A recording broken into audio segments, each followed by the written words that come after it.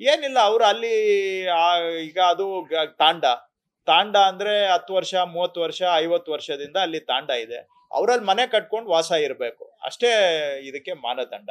ಹಟ್ಟಿಗಳಿದಾವೆ ಅಥವಾ ಮಜರ ಗ್ರಾಮಗಳಿದ್ದಾವೆ. ಇಲ್ಲ, ಅಲ್ಲಿ ಇದ್ದವ್ರಿಗೆ ಮಾತ್ರ ಇದು. ಈಗ ನಾವು ಇದರಲ್ಲಿ ಅಪ್ಲಿಕೇಶನ್ ಇಲ್ಲ, ನಾವೇ ಹೋಗಿ ಅಲ್ಲಿ ಸರ್ವೆ ಮಾಡಿ ಅವ್ರ ಮನೆ ಇರೋದನ್ನ ಅಳ್ದುಬಿಟ್ಟು ಅವ್ರು ಇಷ್ಟು ಪ್ರದೇಶದಲ್ಲಿ ಮನೆ ಕಟ್ಕೊಂಡಿದ್ದಾರೆ ಅಂತ ನಾವೇ ಅವ್ರಿಗೆ ಡಾಕ್ಯುಮೆಂಟ್ ಜನರೇಟ್ ಮಾಡೋದ್ರಿಂದ ಇದರಲ್ಲಿ ಅರ್ಜಿ ಹಾಕುವಂತದ್ದು ಏನಿಲ್ಲ. ಸೊ ಹಾಗಾಗಿ ಇದರಲ್ಲಿ ಆ ರೀತಿಯಾದಂತ ಪ್ರಶ್ನೆ ಬರೋದಿಲ್ಲ. ಸೊ ನಾವೇ ಅಳೆದು ಅವರಿಗೆ ಡಾಕ್ಯುಮೆಂಟ್ ಕ್ರಿಯೇಟ್ ಮಾಡಿ ಕೊಡ್ತೇವೆ. ನೀವೇ ಫೈನಾನ್ಷಿಯಲ್ ಏನಿಲ್ಲ, ಅವರು ಬಡವರು ಬಗ್ಗರು ರೈತರು ಮನೆ ಕಟ್ಕೊಂಡಿದ್ದಾರೆ, ಏನು ಇಲ್ಲ. ಇನ್ಫ್ಯಾಕ್ಟ್ ಅವರು ಇದ್ರಲ್ಲಿ 250 ರೂಪಾಯಿ ಏನೋ ಕಟ್ಟಬೇಕು ಅಷ್ಟೇ. ಅದು ಇನ್ನು ನಮ್ಗೆ ಖರ್ಚು, ಅದಕ್ಕೆ 20 times 30 times 1000 ಪಟ್ಟು ನಮ್ಗೆ ಖರ್ಚು ಬರುತ್ತೆ. ಇಟ್ಸ್ ನಾಟ್ ಮೈನರ್ ಇಶ್ಯೂ, ಕೊಡಕ್ ಬರಲ್ಲ. ಆ ಅಪ್ಲಿಕೇಶನ್ ನಾನೀಗ ಉತ್ತರ ಕೊಡ್ಲಿಕ್ಕೆ ಹೋದ್ರೆ ಅದು ಅದೇ ಒಂದು ಸಪರೇಟ್ ಸಬ್ಜೆಕ್ಟ್ ಆಗತ್ತೆ. ಅದು ಕೂಡ ಚರ್ಚೆಯಲ್ಲಿ ಅದು ಕೇಸ್ ಬೈ ಕೇಸ್ ನೋಡ್ಬೇಕು. ಈಗ ಏನಾಗಿದೆ, ಸ್ಥಳಾಂತರ ಮಾಡಿದ್ದಾರೆ, ಆದ್ರೆ ಅಲ್ಲಿ ಬಂದು ಬೇರೆಯವ್ರ ಮನೆ ಕಟ್ಕೊಂಡಿದ್ದಾರೆ.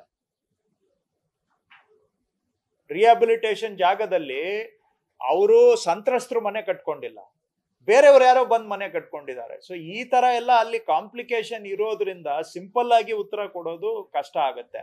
ಅದು ಕೆಲವು ಪ್ರದೇಶದಲ್ಲಿ ಈ ರೀತಿ ಆಗಿದೆ. ಮಲೆನಾಡು ಸುತ್ತಮುತ್ತ ಪ್ರದೇಶ 1-2 ಜಿಲ್ಲೆಗಳಲ್ಲಿ ಈ ರೀತಿಯ ಪ್ರಸಂಗ ಇದೆ. ಅದು ಕೇಸ್ ನೋಡದೆ ನಾನು ಏನೇ ಜನರಲ್ ಆಗಿ ಸ್ಟೇಟ್ಮೆಂಟ್ ಮಾಡಿದ್ರು ಕೂಡ ತಪ್ಪಾಗತ್ತೆ, ನಂದು ತಪ್ಪಾಗಿ ಅರ್ಥ ಮಾಡ್ಕೊಳ್ಳಿಕ್ಕೆ ಅವಕಾಶ ಇರುತ್ತೆ. So case by case vary ಆಗತ್ತೆ. ಅದರಲ್ಲಿ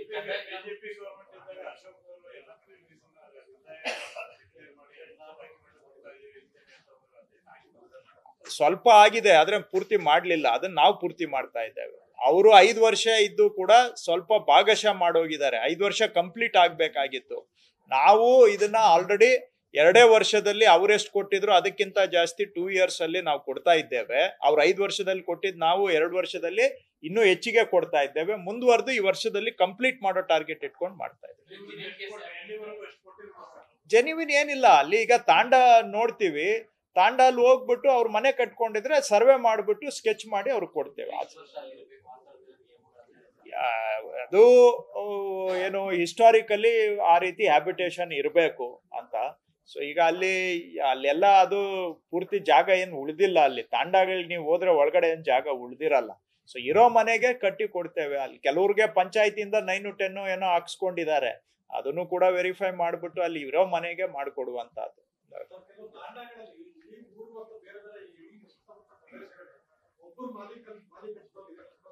ಇರಬಹುದು. ಇದ್ರೂ ಕೂಡ ಇದರಲ್ಲಿ ಕಾನೂನಲ್ಲಿ ಅವಕಾಶ ಇದೆ.